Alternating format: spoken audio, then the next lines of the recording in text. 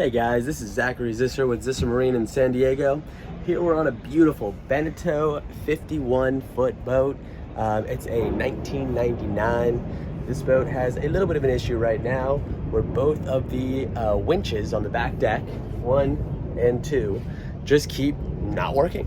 The customer has had some issues, wiggles the breaker, messes around with it, kind of works for a few months, and then just stops again. So he's finally given up. Doesn't work period anymore. All of his little quick fixes just don't do anything. So we're on it today, trying to figure out where that problem lies, and let's see what happens. So here we are inside. We're looking at all the breaker systems. We got our main DC panel, our AC panel, and our little sub panel built up. We don't have any of our main big battery switches here. Normally they sit below. So should be in here. Okay, so we got our main battery switches, inverters and such, and here's our winch system. So this is what he had originally done, removed the 2 screws, wiggled it a few times, and it worked.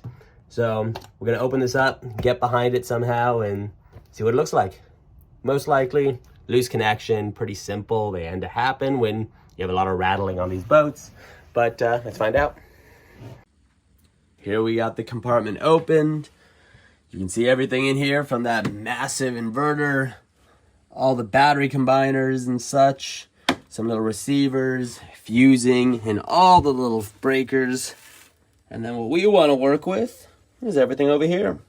So our main battery switches all from the rear, and our little guy is tucked up way back in here. Let me turn on the light and show you better.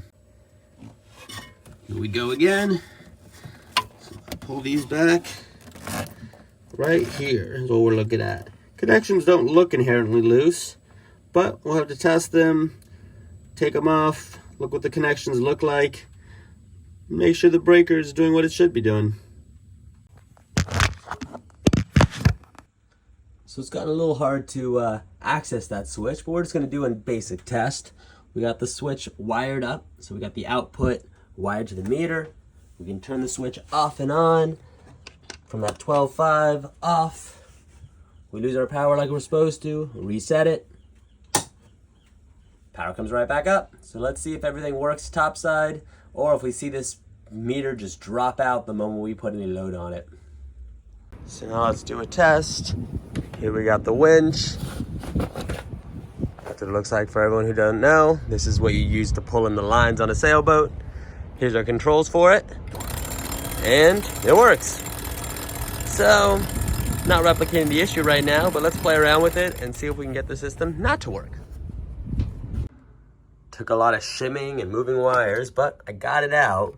Both of these cables were pretty loose, not completely, but enough that they were wiggling. So far I think that is our culprit. We've only had it replicate once so far.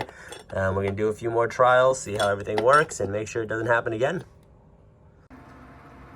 That seemed to do it. So we tightened all the connections, we've wiggled all the wires around, and so far we got full operation of the winches.